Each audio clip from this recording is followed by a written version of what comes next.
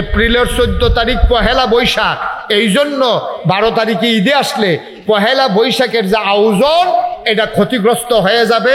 তাইলে ওই কি বলে মঙ্গল শোভাযাত্রা, আপনার বাঘের মুখ লইয়া, ফেসার মুখ লইয়া, সিংহের মুখ লইয়া, সাপের আর বেজির খেলা লইয়া যেইভাবে এই জাতিকে ধ্বংস করে দেওয়ার জন্যে গভীর ষড়যন্ত্র চলতেছে, তার ফল এবার বাংলার মুসলমান পেয়ে গেছে। বছরে 2টা ঈদ, ঈদের সময় বাচ্চা কাচ্চা আসার কথা, ওরা আসে নাই। ওরা আপনার মঙ্গল শোভাযাত্রা করে, এই রোদের ভিতরে ঘুরে ঘুরে তারা মিছিল বার করে আমার মুসলমানের সন্তান। ঠিক কিনা বলেন? আপনি ফর্ত ফাড়াইছেন আর এটা দিকে মিছিল করতে আছে, এসো এসো হে বৈশাখ। আপনি কইলে হইব না, না কইলে হইব, হুদুদি ডাহেন গিরতেন।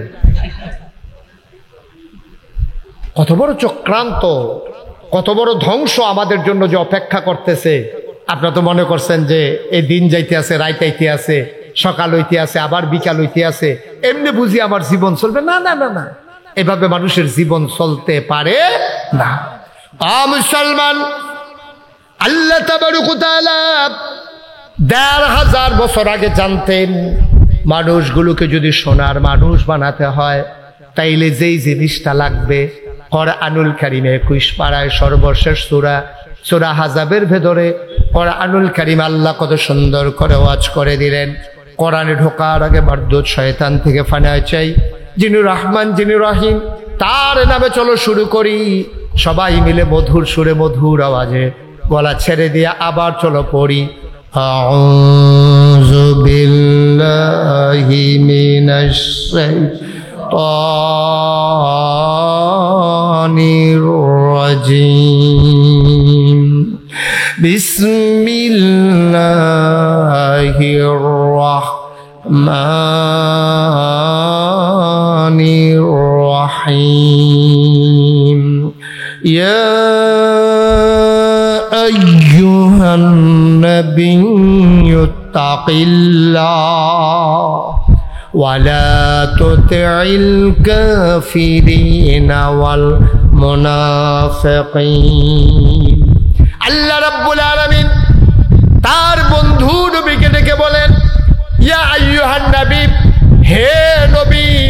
মুফাসসিরিনে কেরাম, মুহাদ্দিসিনে জাম, মুফতিয়ানে কেরাম সবাই মিলে একমত হয়ে গেল, যদিও এখানে নবীকে ডাকা হয়েছে, শুধু নবী এখানে উদ্দেশ্য না, কিয়ামত পর্যন্ত নবীর যত উম্মত আসবে সবাইকে আল্লাহ এটার ভিতরে ইনক্লুড করে নিয়েছেন, এটার ভিতরে আওতাভুক্ত করে দিয়েছেন। আল্লাহ যেন ডাক দেয়া কয়, ও বরুরার যারা তোমরা এসেছো, বর কইওনি, উচ্চ বিদ্যালয় মাঠে তোমরা যারা হাজির হয়েছো, আল্লাহ যেন ডাক দেয়া কয়, ও বরুরা 23 তারিখে রাতের বেলা তোমরা যারা মাহফিলে এসেছো, শুনো শুনো শুনো, আমরা যেন বলতেছি জি আল্লাহ বলেন।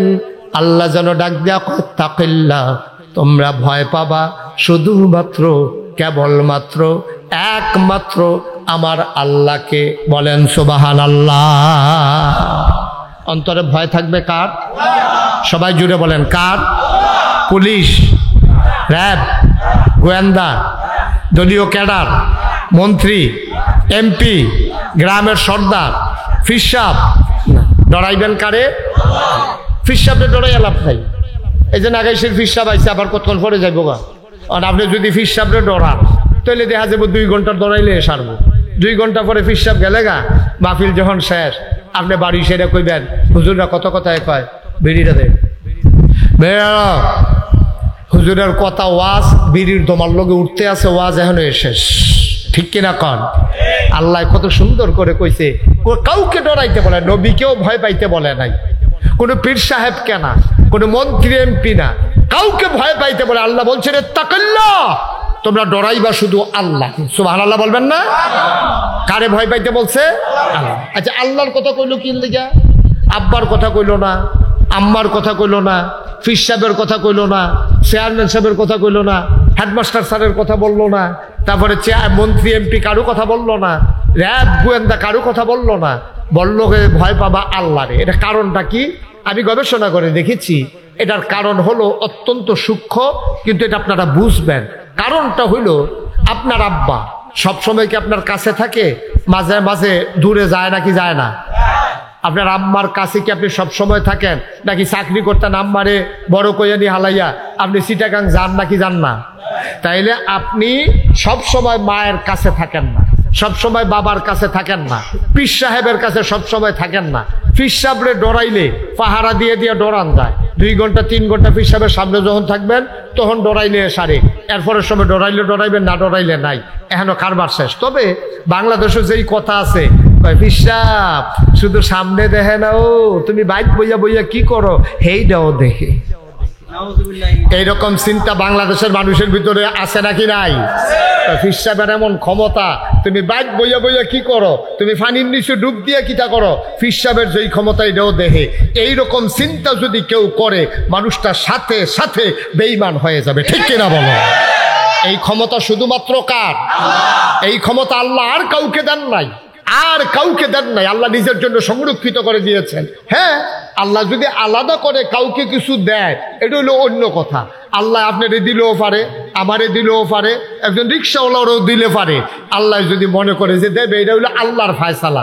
কিন্তু সঠিক ফায়সালা হলো আল্লাহ ছাড়া সব জায়গায় সব সময় সব সময়ের জন্য দেখেন আর একজনও নাই, যিনি দেখেন তিনি কে?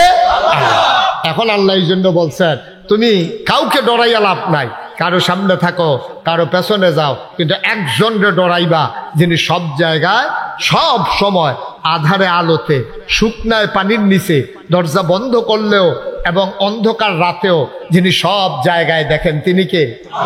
তাহলে আপনারে কইছে ইত্তাকিল্লাহ, আপনি ডরাইবেন আল্লাহরে।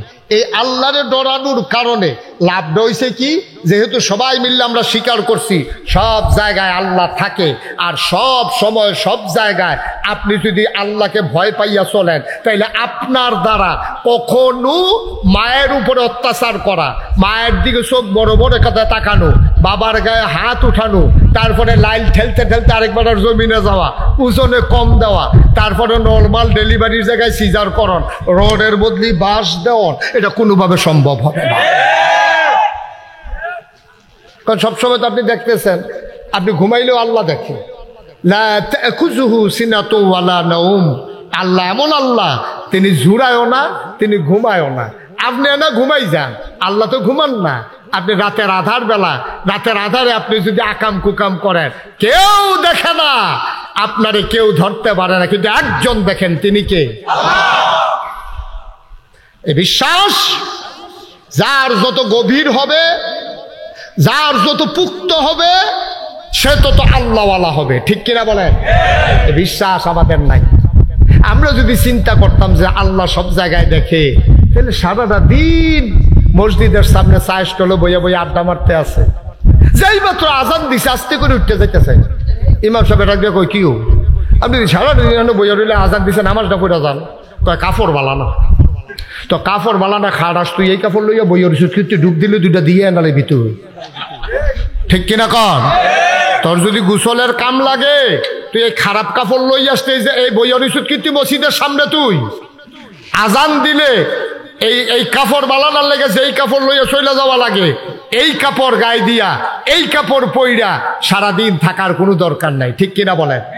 তার ভিতরে আল্লাহর ভয় নাই।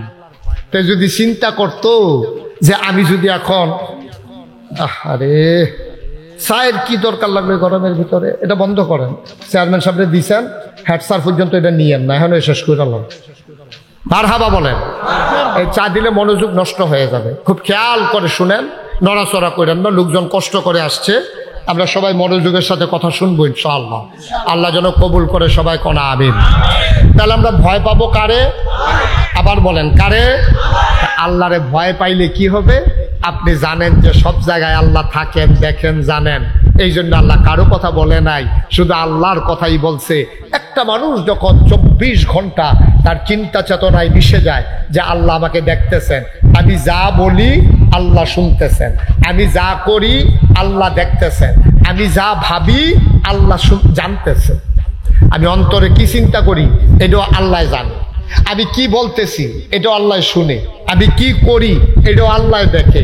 3টা চিন্তা যদি আপনার এসে যায়, আবার শুনেন, আমি যা ভাবি অন্তরে মনে মনে, আপনি যা চিন্তা করেন, কেউ জানেন আপনার লগে দিয়ে যে বইয়ে রয়েছে, সেও জানেন আপনি মনে মনে কি চিন্তা করতে আছেন, কিন্তু একজন জানেন, তিনি কে? আপনি যা করতেছেন মনে করেন কেউ দেখে না, অন্ধকার, কিন্তু একজন দেখে, তিনি কে? আপনি যা বলতেছেন মনে করেন কেউ শুনে না, একজন শুনে, তিনি কে? এই চিন্তা যদি আপনার ভিতরে থাকে তাহলে আপনি একটা গুনার কাজও করতে পারবেন না।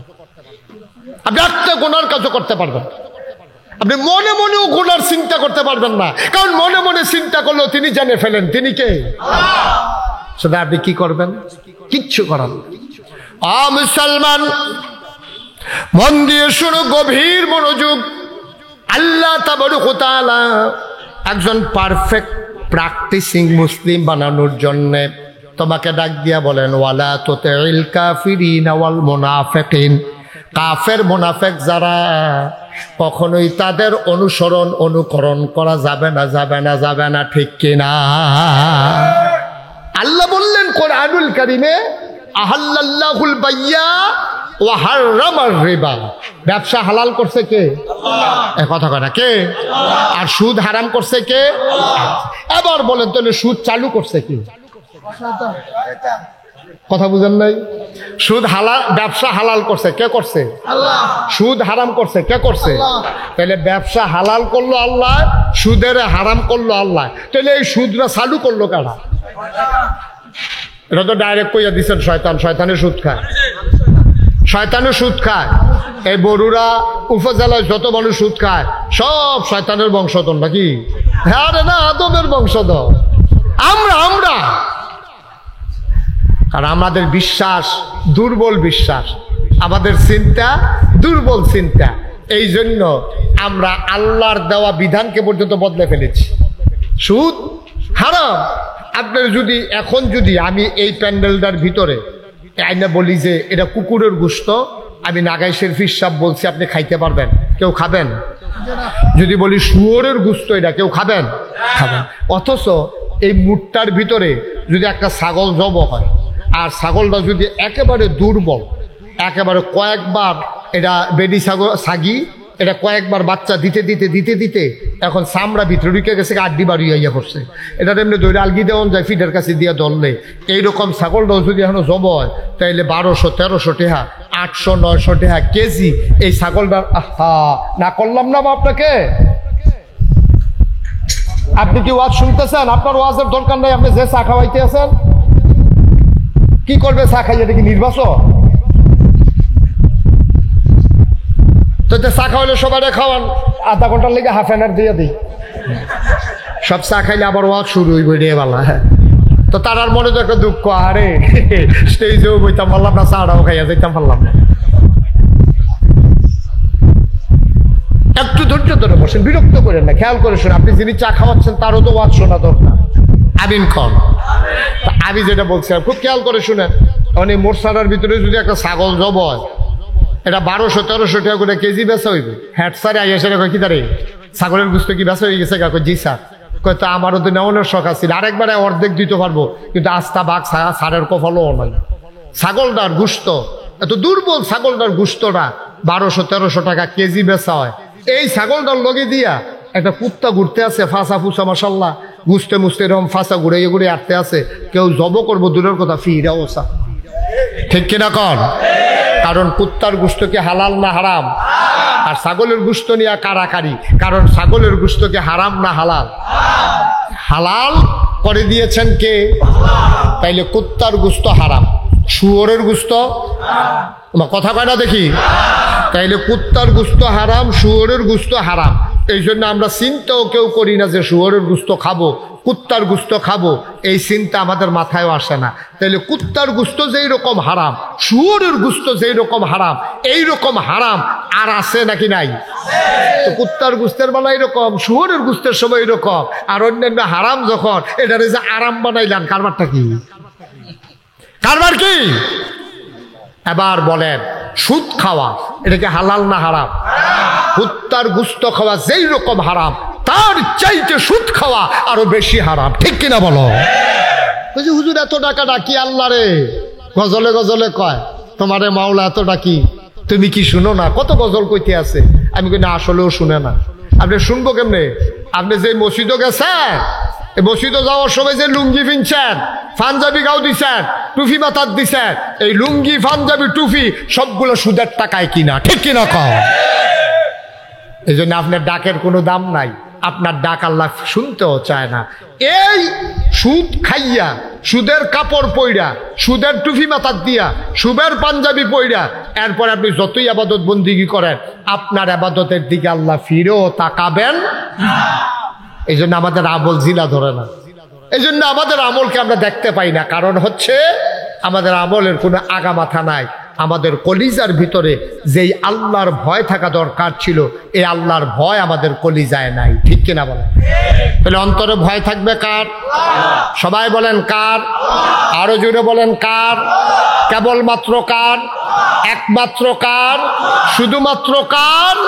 আবার আসেন আল্লাহর ভয় কারে কয়, এই ব্যাপারে আমরা কিছু কথা শুনে আমরা শেষের দিকে চলে যাব ইনশাআল্লাহ। যেহেতু আল্লাহর ভয় ছাড়া সোনার মানুষ হওয়ার দ্বিতীয় কোনো ব্যবস্থা নাই, কোনো ব্যবস্থা না।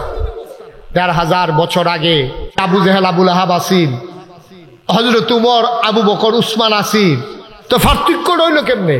আবু বকরে আল্লাহর ভয় ঢুকছে অন্তরে, আর আবুল আহাবের মনে, আবু জেহেলের মনে আল্লাহর ভয় ঢুকে নেই। তারা যদি আল্লাহকে ভয় পাইতো, তাহলে আবু জেহেল, আবুল আহাব আর তৈরি হইতো না, সবাই আবু বকর, উমর, উসমান, আলী হয়ে যেত। সুবহানাল্লাহ বলবেন না? তাদের অন্তরে আল্লাহর ভয় ছিল। কিরকম ভয় ছিল দেখেন, শুধু একটা কথা বলি। আল্লাহর নবী ইন্তেকাল হওয়ার পরে হযরত আবু বকর সিদ্দিককে যখন ইসলামের প্রথম খলিফা বানানো হলো, আবু বকর সিদ্দিক যখন ইন্তেকাল করে ফেললেন, সবাই মিলে চিন্তা করলো এই ইসলামী রাষ্ট্রের ভবিষ্যৎ প্রেসিডেন্ট হিসেবে ওমর ছাড়া আর কোনো বিকল্প নাই। সবাই মিলে খুঁজতেছেন ওমরকে খেলাফতের আসনে বসাবেন। কোনো তালাশ করে ওমরকে পাওয়া যায় না, লাশের কাছে নাই, মসজিদে নববীর কাছে নাই। সবাই মিলে টেনশনে পড়ে গেল, ওমর গেল কই, গেল কই। খুঁজতে খুঁজতে তার বাড়িতে গিয়া দেখে কান্নার আওয়াজ শোনা যায়। দরজা বন্ধ করে হযরত উমর রাদিয়াল্লাহু তাআলা আনহু ফুফায়া ফুফায়া কান্দে। মানুষগুলা ডাক দেখো, উমর আপনি কান্দেন কেন? আপনি বের হয়ে আসেন, আল্লাহর নবী নাই, আবু বকর সিদ্দিক নাই। আপনিও যদি এমন করে ঘরের ভিতরে বসে থাকেন, ইসলামের অভিভাবকত্ব কে, ইসলামের দায়িত্ব নেবে? আপনি জলদি করে বের হয়ে আসেন। ওমর কয়, আমি তো এই ভয়েই কাঁদতেছি, আমি জানতাম তোমরা এই কাজটাই করবা, আমারে তোমরা খুঁজতেছো দায়িত্ব দেওয়ার জন্যে। আমি এই দায়িত্ব নিয়া, এই বোঝা নিয়া পারবো না, এই ভয়ে আমি ওমর কাঁদতেছি। বলেন সুবহানাল্লাহ। অর্ধেকটা পৃথিবী প্রেসিডেন্ট যে উমর হলেন, যে উমরের ব্যাপারে আল্লাহর নবী বললেন, আনা খাতামুন নাবিয়্যিন লা নাবিয়্যা বাদি, আমি হলাম সর্বশেষ নবী, আমার পরে নবী নাই। আমার পরে যদি নবী থাকতো, আমার উমর আমার পরে নবী হইতো। সুবহানাল্লাহ বলবেন না? সেই উমর রাদিয়াল্লাহু তাআলা আনহু ভয়ে দায়িত্ব নিতে চান না, যিনি খলিফাতুল মুসলিমিন, আমিরুল মুমিনিন, জান্নাতের সুসংবাদ প্রাপ্ত দ্বিতীয় মানুষ, যিনি পরবর্তীতে ইসলামের দ্বিতীয় খলিফা হয়ে গেলেন। এই উমর লুকিয়ে লুকিয়ে, পালিয়ে পালিয়ে থাকতে চায়, তিনি দায়িত্ব নিতে চান না। সুবহানাল্লাহ বলবেন না? এবার এবার এবার এবার একটু হিসাব মিলাই আমরা। এই বাংলাদেশে হযরত ওমর তাহাজ্জুদ পড়ি, ফজরের নামাজ পড়ি, খলিফার আসনে যখন বসে গেলেন, লোকজন আসতেছে, উমরকে দেখে সবাই অস্থির হয়ে গেছে। চোখগুলা লাল লাল, চুলগুলো তার উস্কো খুস্কু, দাড়িগুলো তার উস্কো খুস্কু। সবাই ডেকে কয়, ইয়া আমিরাল মুমিনিন, আপনি কি রাতের বেলা ঘুমান নাই? আপনাকে অস্থির অস্থির মনে হয়। হযরত ওমর ডাক দেয়া কয়, তোমরা কেমন আছো সবাই বলো। সবাই বলতেছে, আমরা ভালো আছি, আমাদের কোনো সমস্যা নাই। এমন সময় উমরের নজর বাইরে পড়ে গেল। তাকায়া দেখে একটা মহিলা দৌড়ে পালাইতেছে। উমর চিনে ফেলছে, দুইটা বাচ্চাও আছে, মহিলাটাও আছে। ওই মহিলাটা দরজায় দাঁড়াইয়া মানুষকে জিজ্ঞেস করে, ভাই, অর্ধ পৃথিবীর যে প্রেসিডেন্ট, আমিরুল মুমিনিন, খলিফাতুল মুসলিমিন, ওনার দরবার একজন মানুষ থাকার কথা, ওনার দরবার কোনটা? কই যে তাকায়া দেখো, কই যে মাঝের মানুষটাকে, ওই যে লম্বা ছিপছিপে গরম, এই মানুষটাই তো উমর। মহিলা ভয় পেয়ে গেলেন। আহারে, মানুষ যার উমর দেখাই দিছে, এই মানুষটাই তো রাতের বেলা আমার ঘরের ভিতরে ফু দিয়ে আগুন ধরাইছে।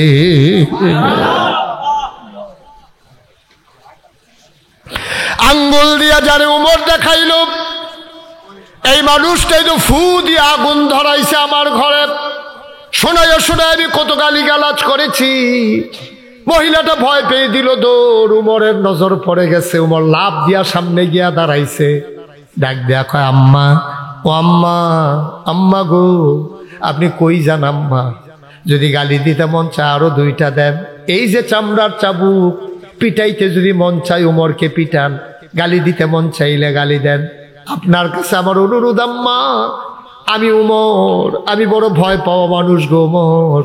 আম্মা আপনার কাছে আমার অনুরোধ, কিয়ামতের ময়দানে যখন হিসাব নিকাশ শুরু হয়ে যাবে, ওই দিন আপনি আমি উমরের বিরুদ্ধে আল্লাহর দরবারে কোনো বিচার দিয়েন না।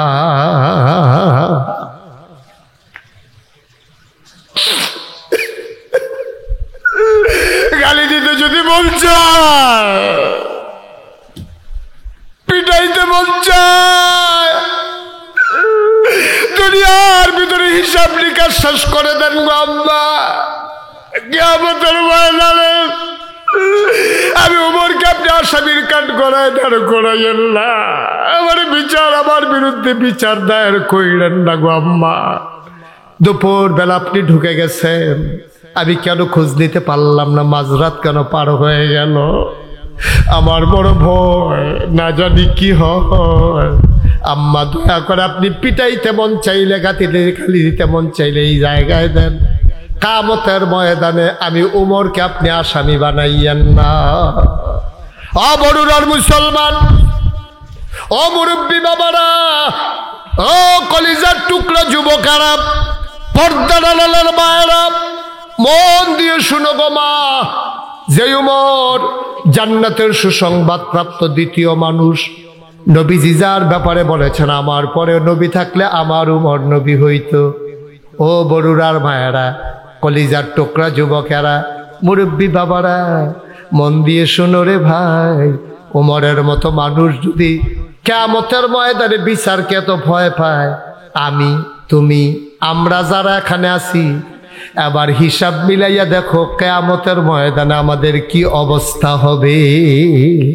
কোনো চিন্তা নাই, কোনো ভয় নাই, রঙের ঘোড়া দৌড়াইতে আসি, মজা চায় তা করতেছি, একটু চিন্তা করি না হাসরের ময়দানে অবস্থাটা কি হবে, কি হবে, একটু চিন্তা নাই। আমরা অস্থির হয়ে গেছি, দুনিয়া নিয়ে পাগল হয়ে গেছি। কুকুরের চাইতে আজকে মানুষ নিকৃষ্ট জানোয়ারে পরিণত হয়ে গেছি, ঠিক কিনা বাবা? আজকে শেষ হয়ে গেছি, আমরা শেষ হয়ে গেছি আজকে। আমাদের উপায় নাই। আমরা কি হবে এই মাহফিল দিয়া বলেন? কি লাভটা হবে মাহফিল দিয়া? নিজের জীবনের পরিবর্তন যদি ঘটাইতে না পারি, কি হবে মাহফিল দিয়া? যদি নিজেদেরকে জান্নাতের ঠিকানা, নিজেদের ঠিকানা যদি জান্নাতে না বানাইতে পারি, আমাদের উপায়টা কি? আমাদের উপায়টা কি হবে? ভাইয়ারা, আজকে সব জায়গায় ধ্বংস চলে আসছে। সন্তানের সাথে মা বাবার যে সম্পর্ক থাকার কথা ছিল, মায়ের প্রতি সন্তানের যে দায়িত্ব পালন কথা ছিল, সেইটা আমরা ভুলে গেছি। তো আল্লাহ কত সুন্দর করে বলে দিয়েছেন, ওয়াকাদা রাব্বুকা আল্লা তা'বুদু ইল্লা ইয়্যাহু ওয়া বিল ওয়ালিদাইনি হাসানা, যে তোমরা আল্লাহ ছাড়া আর কারো ইবাদত করা যাবে না, আর আব্বা আম্মার প্রতি হবে তোমাদের কোমল আচরণ। সেই জায়গায় আজকে ধ্বংস হয়ে গেছে, সেই জায়গায় ধ্বংস হয়ে গেছে। কোটি কোটি টাকার মালিক সন্তান তার বাড়িতে মা বাবাকে জায়গা না দিয়া সেই বৃদ্ধাশ্রমে নিয়া আজকে সন্তান মা বাবাকে সেখানে রেখে আসে, আর ছেলে তার স্ত্রীকে নিয়ে, সন্তানকে নিয়ে, পোষা কুকুর নিয়া আজকে সেই বাসার ভিতরে আরাম করে, ঠিক কিনা বল? আজকে আজব পৃথিবী, আজব বাংলাদেশ। আমরা আজকে শেষ হয়ে গেছি। আমার মনে আছে, আমার জীবনে একটা বাস্তব ঘটনা বলেই আপনাদের কষ্ট হইতেছে মনে হয় না? ওই যে ওনার বোধহয় কষ্ট হইতে আছে না, উনি আমরা জাগা লাইনা লাইনা বয় না সবসময়। হ্যাঁ, নড়াচড়া করেন না, শেষ করে দেবো আমি। আমার বাস্তব জীবনে আজকে 32 বছর আমি মুশতাক ফৈজি ওয়াজ করি। 32টা বছর বাংলাদেশের আনাচে কানাচে আমি চেষ্টা করি মানুষকে একটু বুঝিয়ে দেওয়ার জন্য। আমার প্রায় 30 বছর আগের কথা। তখন আমার মাহফিল ছিল একটা, যা মাহফিল কসবা উপজেলা এক জায়গায় একটা মাহফিল পড়ছে আমার। তা আমি তো তখন ছোট মানুষ, এত আমার পরিচিতিও হয় নাই, মানুষ আমার চিনে না, আমিও মানুষকে তো চিনি না। কোনো মতে এই জায়গায় জায়গায় উড়ানে ওই খেরকুড়ার সিফাত, কলামুড়ার সিফাত, এই কিছু কিছু মানুষ ওই উড়ানে একটা মাইক লাগাই দিয়ে ওয়াজ করে বাইকে হইতাতে এই অবস্থা আর কি। এর ভিতরে দিয়ে আমার নিচে কসবা এক জায়গার ভিতরে মাহফিলে যাওয়ার পরে আমারে যখন এক রুমের ভিতরে এনে বসাই আমারে বিভিন্ন ফল টল দিছে, মানুষজন দেখা সাক্ষাৎ করতে আছে। আমার সময় এখনো স্টেজে যাওয়ার হয় নাই।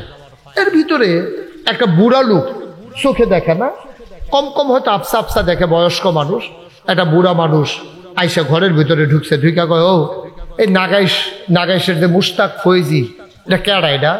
তখন আমি বুঝছি যে এবারে বুঝে চোখে দেখে না। তখন ফলাফানি কইছে, এই যে আপনার সামনে তো আছে। আমি তো দেখি না, তোমরা একটু আমারে ধইরা এবার কাছে লইয়া যাও। তো আমার কাছে আনছে, পরে উনি আমার হাতে ধরছে, ধরে আস্তে আস্তে আমার গালের ভিতরে হাত বুলাইতেছে, কয় আপনার ওয়াজ, আপনার আব্বার ওয়াজ আমরা কত শুনছি।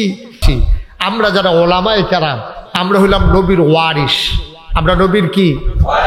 তো চেয়ারম্যান সাহেবের ওয়ারিস হিসাবে মেহেদি আর রাকিবে যেমন 10 কানি করে খেত পাইছে, তো নবীজির ওয়ারিস হিসাবে নবীজি কিছু জমি জামা রেখে গেছিল, এটি আমরা আলেম ওলামারা ভাগ করে পাইছি।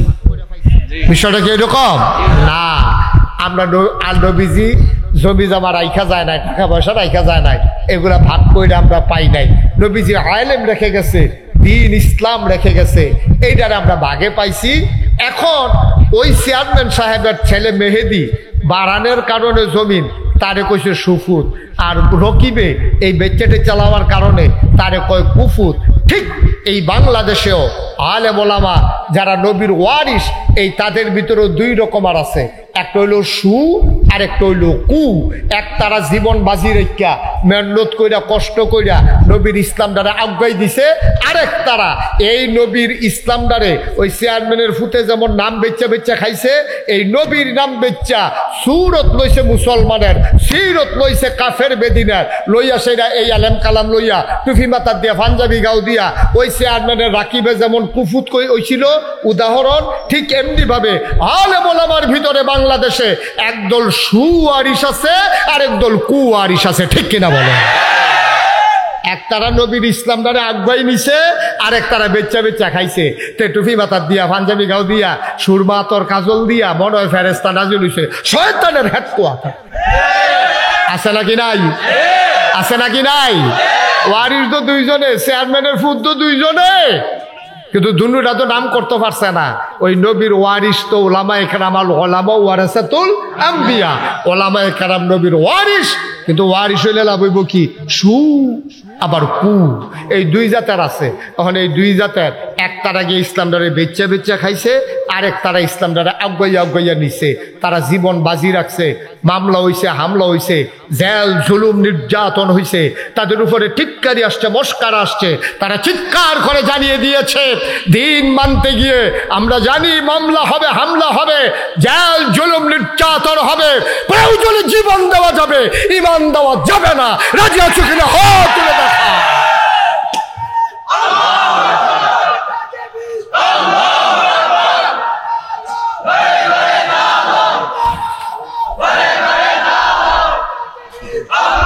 সবাই পড়ে না আমিন, জোরে পড়ে না আমিন।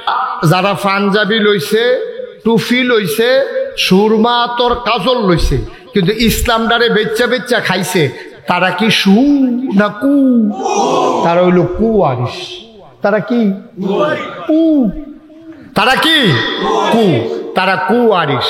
এইরকম এই দিনকে যারা টিকিয়ে রাখার জন্য প্রয়োজনে ফিডা লইছে, জীবনটা ফানি করছে, যারা সব কিছু মাইনা নিছে, কিন্তু ইসলামের উপরে আঘাত, এটা আমরা মানতে রাজি। সবাই রাজি আছেন ইনশাআল্লাহ? আজকে আমরা এই জায়গায় আছি, আমরা নবীর কি কুয়ারিস না সুয়ারিস? সুয়ারিস। এটা নমুনা দিয়া না। পাঞ্জাব টুফি, এটা তো ফার্স্টে পাইলে এখন কিরণ যা ফার্স্টে টুফি আছে। আমি দেখছিলাম ফাতলা কি দিয়ে জানি বানাইছে মশারির মতো। এটা ফার্স্টে এটারও বেচা হয় বেশি, এটা আরাম বাতাস বুতাস ডুহে। 5 টাকা 10 টাকা হইলে টুফি পাওয়া যায়। লম্বা পাঞ্জাবি, আপনি যে বাইকটা পাঞ্জাবিটার লোকে আরো আধা গোছ কাপড় বাড়াই দিলে লম্বা পাঞ্জাবি বানাইলেও যায়। তো টুপি মাথার দেওয়া এটা তো কঠিন কিছু না। লম্বা পাঞ্জাবি মাথার গায়ে দেওয়া এইটাও কঠিন কিচ্ছু না। টুপি একটা 5 টাকা দিয়া 10 টাকা দিয়া কিনন যায়, পাঞ্জাবিটা ইচ্ছা করলে কুদুর কাপড় জোড়া লাগাইয়া লম্বা বানান যায়, ইচ্ছা করলেই না কামাইলে তো দাড়ি থাহে আরো পয়সা থাহে, পয়সা খরচ হয় না, বরং পয়সা আরো বাড়ছে, ঠিক কিনা কন? সুতরাং এই সুরত এক জিনিস, সিরত আরেক জিনিস। নমুনা ধারণ করা সহজ, কিন্তু চরিত্র অর্জন করা বড় কঠিন, ঠিক কিনা বল? নবীর ওয়ারিস যারা হারে 1500 বছর আগে নবী যখন দিনের খুব খেয়াল করে মনোযোগের সাথে শুনবেন। প্রত্যেক দিন এখানে মাহফিল হয় না, প্রত্যেক দিন মুশতাক ফৈজি আসেও না, ইচ্ছে করলো আবার কয়দিন পরে চলে আসব। আমার আন্তরিকতা থাকলো, সময় আমাকে আসতে দেয় না, নানান জায়গায় প্রোগ্রাম দেওয়া আছে, এজন্য ইচ্ছে করলো আমি আসতে পারবো না। সুতরাং কোনো ঘড়ির দিকে সাউন্ড নাই, ওয়াজ চলতে থাকবো যতক্ষণ আমরা বেহুশ হইয়া কেউ না ফুটা যাইয়া, এতক্ষণ পর্যন্ত ওয়াজ চলতে থাকবো। যদি বাজ্ঞা কি তোমরা করো, গরমের ভিতরে এমনি ঘুমায় না, ডে বেলা মাঠও বইয়া বইয়া ওয়াজ শুনি ডে বেলা ইনশাল্লাহ। আর আপনারা শুনেন, অন্যান্য মাহফিলে তো পাঞ্জাবি গাও দিয়া রাখুন লাগে, কেউ যদি গরমের কারণে পাঞ্জাবি খুললে লাইতেন চান, কোনো আপত্তি নাই, পাঞ্জাবি খুললেও বইতেন পারবেন, না না সমস্যা নাই, এটা আমি কইয়া দেওয়া দরকার আছে না? মার হাবা বলেন। আপনারা পাঞ্জাবি গাও দিয়ে রাখুন লাগবে এমন কোনো কথা না। কারো যদি বেশি গরম লাগে টুপি খুললা বইতেন পারবেন, পাঞ্জাবি এই খুললা আপনারা আরাম কইরা ইনশাল্লাহ বইয়া বইয়া ওয়াজ শুনবেন, কোনো ঘড়ি টড়ি সাউন্ড নাই। এমন আছে ফজরের আজানও দিয়া লইতে পারে, কোনো সমস্যা আছে ইনশাআল্লাহ? আল্লাহ যেন কবুল করে, সবাই পড়ি আমিন। তো যেই কথাটা বলতেছিলাম, 1500 বছর আগে নবীজি যখন আইছে, আইয়া সেটা যখন দিনের দাওয়াত দিছে, মানুষ হয়েছে 2 ভাগ। কয় ভাগ? একদল আল্লাহওয়ালা, একদল শয়তানওয়ালা, একদল জান্নাতি, আরেক দল জাহান্নামী, একদল আল্লাহর মাকবুল বান্দা, আরেক দল আল্লাহর অপ্রিয় বান্দা, একদল জানে আরেক দল জানে না, একদল মানে আরেক দল মানে না, ঠিক কিনা বলে? এখন একদল হলো আল্লাহওয়ালা, আবু বকর, উমর, উসমান, আলী, তালহা, জুবাইর, আব্দুর রহমান ইবনে আউফ, সাদ ইবনে রাবিয়া, আব্দুল্লাহ ইবনে আব্বাস, আব্দুল্লাহ ইবনে মাসউদ, আব্দুর রহমান ইবনে আবু বকর, এই মানুষগুলো হচ্ছে জান্নাতি বান্দা। এখন ওই জমানায় কিন্তু ছিল, আবু জেহেল কিন্তু আলগা আইসা না। যেই জমানায় আবু বকর ছিল, ওই জমানায় আবু জেহেলও ছিল। যেই জমানায় উমর ছিল, এই জমানায় আবুল আহাবও ছিল। যেই জমানায় ওসমান ছিল, এই জমানায় ওতবাও ছিল। যেই জমানায় আলী ছিল, এই জন্য সাইবাও ছিল। কিন্তু একজন হয়ে গেছে আবু বকর, আল্লাহর মাকবুল বান্দা, রাদিয়াল্লাহু আনহুম ওয়া রাদু আনহু। তাদের ব্যাপারে আল্লাহ খুশি, আল্লাহর ব্যাপারে তারা খুশি। সুবহানাল্লাহ বলবেন না? একদল হয়ে গেল জানোয়ারের চাইতে খারাপ। ওয়ালাহুম কুলুবুল লা ইয়াফকাহুনা বিহা ওয়ালাহুম আয়ুনুল লা ইউবসিরুনা বিহা ওয়ালাহুম আযানুল লা ইয়াসমাউনা বিহা উলাইকা কাল আনআম বাল হুম আদাল। আরেক দল হয়ে গেল এমন, মন আছে বুঝে না, চোখ আছে দেখে না, কান আছে শুনে না। এটা পর কেমন মানুষ? আল্লাহ কয়, আমি কি বলছি মানুষ? উলাইকা কাল আনআম, ওরা হলো চতুষ্পদ জানোয়ারের মতো। আল্লাহ কয় না, জানোয়ারও তো কিছু বুঝ আছে, বাল হুম আদাল, এটা জানোয়ারের চাইতে আরো নিকৃষ্ট, ঠিক কিনা বলো? ওরাই হলো আবু জেহেল, আবুল আহাব, ওতবা, সাইবা। আজকে আমরা 2 দল মানুষের কথা শুনবো, কারা আল্লাহওয়ালা, কারা শয়তানওয়ালা। আমি 2 দলের কথা বলবো, আপনি মিলেই লইবেন। আপনি ওই যে শয়তানওয়ালার নমুনা কিরকম, যদি দেখেন যে আপনার লোকে তার মিলে, তা আপনিও বুঝবেন আপনি শয়তানওয়ালা। আর যদি দেখেন আল্লাহওয়ালার লোক আপনার এই গুণ কীর্তন আপনার জীবন মিল্লা যায়, তাহলে আপনি আল্লাহওয়ালা। আমি কারো নাম ধরে কাউকে বলবো না যে আপনি শয়তানওয়ালা, আপনারটা আপনি মিলাইবেন। আমি শয়তানওয়ালার লক্ষণ বইলা যাব, আল্লাহওয়ালার লক্ষণ বইলা যাব, এরপরে আপনারটা আপনি মিলাইবেন। আল্লাহওয়ালা শয়তানওয়ালা এটা কেউ রায় দেওয়ার দরকার নাই, আপনারটা আপনি নিজে নিজে চিন্তা করবেন, আমি কি শয়তানওয়ালা নাকি আমি আল্লাহওয়ালা। 2 দলের গুণ কীর্তন কোরআন শরীফের ভিতরে আছে, 2 দলের কথাই কোরআন শরীফের ভিতরে আছে। আমরা আজকে যেহেতু আল্লাহওয়ালা হতে চাই, চাই নাকি চাই না? কথা বলেন, আল্লাহওয়ালা হতে চাই নাকি চাই না? তাহলে আল্লাহওয়ালা হতে চাইলে আল্লাহওয়ালা হইতে গিয়া কি করা লাগে জানার দরকার আছে নাকি নাই? আল্লাহওয়ালা, এই যে ভাই, এই যে গেঞ্জে কই যাইতে আছে? কে আই? আপনি যাইতে আছেন, আপনি ঠিক কোন আই? মানে গিয়ে আইবে বইলেন না বল। আরে কতক্ষণ ওয়াজ, আই দেখবেন ওয়াজ নাই তো লাভ কি? কষ্ট করে আইসেনে যখন বইয়ালান, হ্যাঁ মার হাবা কন, উঠাউটি করেন না। মাহফিলের ভিতরে উঠাউটি এটা আমি পছন্দ করি না, এটা ঠিক আছে। ছেলেটা বসাই দাও, বসা। আমিন কন, জুড়ে কন। তাইলে আমরা কি শয়তানওয়ালা না আল্লাহওয়ালা? সবাই বলেন শয়তানওয়ালা না আল্লাহওয়ালা? আমরা আল্লাহওয়ালা হতে চাই, চাই না? আমরা আল্লাহওয়ালাই যদি না হব তাইলে আমাদের উপায় কি? যেই বেড়ায় মাছ বেছে তারে কয় মাছওয়ালা, যে বেড়া আইসক্রিম বেছে তারে কয় আইসক্রিমওয়ালা। তারপরে আমরা যেহেতু আল্লাহর সাথে আমাদের সম্পর্ক, আল্লাহ লইয়া আমরা কারবার, এই জন্য আমরা আল্লাহওয়ালা, ঠিক কিনা কন? মাছ বেচার কারণে যদি মাছওয়ালা কয়, আইসক্রিম বেচার কারণে যদি আইসক্রিমওয়ালা কয়, তো আমরা আল্লাহর লগে যেহেতু সম্পর্ক, তাইলে আমরারে যেই দিন সবাই মিলে বলবে মানুষটা আল্লাহওয়ালা, তাইলে আমার জীবন সার্থক, আমার জীবন সুন্দর, আমার জীবন কাজে লেগে গেছে, ঠিক কিনা বলেন?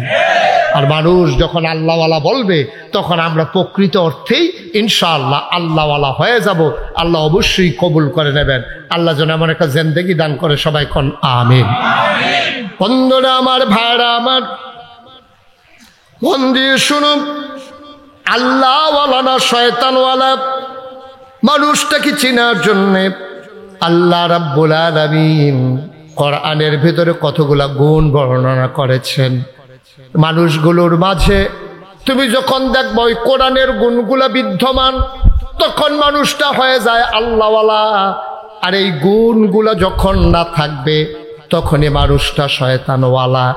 কারণ দুনিয়ার ভিতরে মানুষ আছে দুই রকম, একদলকে আল্লাহ বানিয়েছেন পুরুষ, আরেক দলকে বানিয়েছেন মহিলা।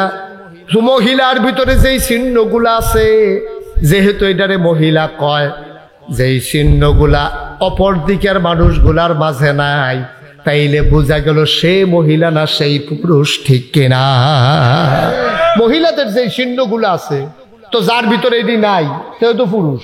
পুরুষের তো আলগা চিহ্নটার দরকার নাই, যাতে আছে দুইটা, বেড়াই তার বেডিয়েট। তো বেডিয়েটের চিহ্নটি যদি আমরা আলগা করে লাইতাম পারি যে বেডিয়েট কারে কয়, তাইলে এটি বেডিয়েট যে না তে তো বেড়ায়। কথা বুঝেন নাই আপনারা? যে মহিলা না সেই তো পুরুষ, যে বেডিয়েট না সেই তো বেড়ায়। যেমন একজন মহিলা আপনি দেখলে কোনোদিন কোনো মহিলার গায়ের ভিতরে লেখা থাকে না যে এটা মহিলা। এটা কারো গায়ের ভিতরে, পিঠের ভিতরে, সামনে দিয়া কারো লেখা থাকে না, কিন্তু দেখলেই বোঝা যায়। যখন আপনি দেখবেন নাকের ভিতরে ফুল, কানের ভিতরে দুল, গলার ভিতরে মালা, হাতের ভিতরে মালা, লম্বা লম্বা চুল, করিবেন না ভুল তিনিই নারী যে থাকে ভিতর বাড়ি। ঠিক আছে না কথা? এখন এই চিহ্নগুলো যদি বেড়াইতের ভিতরে আইয়া পড়ে, এই নাকেও, নাকের ভিতরে ফুল, কানের ভিতরে দুল, গলার ভিতরে মালা, হাতের ভিতরে মালা, লম্বা লম্বা চুল, যদি এইরকম কোনো পুরুষ আপনি দেখেন, তো ফিসে দিয়ে তো আপনি ভাবি মনে করতেই পারেন। এটা যে ভাই সাহেব না, এটা যে ভাবিয়ে, এটা তো আপনি চিন্তা করার কোনো দরকার। কথা তো একটা মনে পড়ছে, এটা কি কইলে তা ওই যে মাইয়ার মারে লইয়া মার্কেট করণের লেগে গেছে, মাইয়ার মা আর মাইয়ায় মিল্লা মার্কেটে গেছে শপিং করার জন্য। তো গেছে পরে কইতে আছে মাইয়ার ফলার যে মাইয়ার যে নমুনা, এই ক্যাটস পইরা রাখছে, শার্ট গাও দিয়া রাখছে, জিন্সের প্যান্ট পইরা রাখছে, চুলগুলো ছুটু ছুটু। তখন দোকানদারে কইছে, মার্শাল্লাহ আপনার ছেলেটা তো দেখতে খুব সুন্দর। কইছে ছেলে না এটা মেয়ে। কয় ও তাইলে আপনি তার আব্বা? কয় না আমি তার মা। মা দেখকেও বোঝার উপায় নাই এটা যে মা, মাইয়া দেখকেও বুঝায় না যায় না এটা যে মাইয়া। এটা দেখতে মনে হয় ফলার মতো। আজকে বাংলাদেশে ক্রাইসিস পিরিয়ড আমরা ওভারকাম করছি। আমরা আজকে বড় দুর্যোগ মুহূর্ত আমরা আজকে অতিক্রম করছি। আজকে রাস্তাঘাটে আপনার চাল চলনে এমন হয়ে গেছে, মানুষের যে মৌলিক যে পরিচয়গুলো ছিল এগুলো আজকে আমরা বদলে নিয়েছি। আজকে পুরুষ মহিলার ভেষ ধারণ করেছে, মহিলা পুরুষের ভেষ ধারণ করেছে। আর তাকে উৎসাহিত করার জন্য বাংলাদেশের শিক্ষা ব্যবস্থায় শরীফ থেকে শরীফা গল্প লাগানো হয়েছে, ঠিক কিনা? পরিকল্পিতভাবে এমনিই আজকে পরিবর্তনের জন্য চেষ্টা করা হচ্ছে। আর সেই জায়গায় শিক্ষা ব্যবস্থায় কারিকুলামের ভিতরে সেইটা এনে পরিবর্তন করে উস্কে দেওয়া হয়েছে। এখন দেখা গেছে শরীফ থেকে শরীফা এই লাইন করা হয়েছে এই জাতিকে ধ্বংস করে দেওয়ার জন্যে, গোটা মানবতাকে ধ্বংস করে দেওয়ার জন্যে।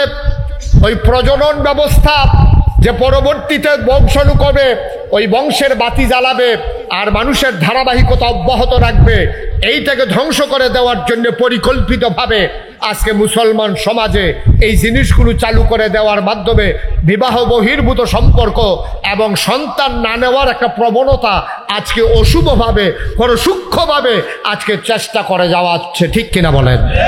আজকে চেষ্টা করতেছে। এখন যদি বাচ্চাগুলা ছেলেরা যদি মেয়ের ভাব ধরে, মেয়েরা যদি ছেলের ভাব ধরে, বিবাহ বহির্ভূত যদি সংসার চালাইতে শুরু করে আর বাচ্চাদেরকে যদি নিজেদের বোঝা মনে করে, তাইলে এই জাতি একদিন দেখা যাবে একদিন আর প্রজনন ব্যবস্থা আর থাকবে না, সন্তান আসার যে ধারাবাহিকতা এটা আর থাকবে না। মানব সভ্যতা একদিন ধ্বংসের একেবারে চরম আস্থা করে নিপতিত হয়ে মানুষ একদিন ধ্বংসের দ্বার প্রান্তে পৌঁছে যাবে। সেই পায়তারা করার জন্যে যত চেষ্টা, সকল চেষ্টা সর্বমহল থেকে আজকে পাকা পুক্তভাবে করা হয়ে গেছে, ঠিক কিনা বলে? আপনারা তো খবর রাখেন না, আপনারা মনে করছেন গ্রামের মানুষ, আমরা এত দিন দুনিয়ার খবর রাখা লাভ নাই। ভাই খবরের দরকার আছে, খবরের দরকার আছে। এই যে এই বছর আপনি রোজার ঈদ গেল, অনেক পরিবারে যারা ঢাকা ইউনিভার্সিটির ছেলেরা পড়ে, চারুকলা ইনস্টিটিউশনে যারা পড়ে, অনেক ছেলে মেয়ে এবার ঈদের সময় বাড়িতে আসে নাই। মায় ফোন দিছে, কি ব্যাপার তুই বাড়িতে আসবি না? কয় না না না না, 11 তারিখ 12 তারিখে ঈদ গেছে না, এবার 12 তারিখে ঈদ, 14 তারিখে পহেলা এপ্রিল। কয় 12 তারিখে ঈদ গেছে, 14 তারিখে পহেলা এপ্রিল, সুতরাং পহেলা 14 তারিখে পহেলা বৈশাখ।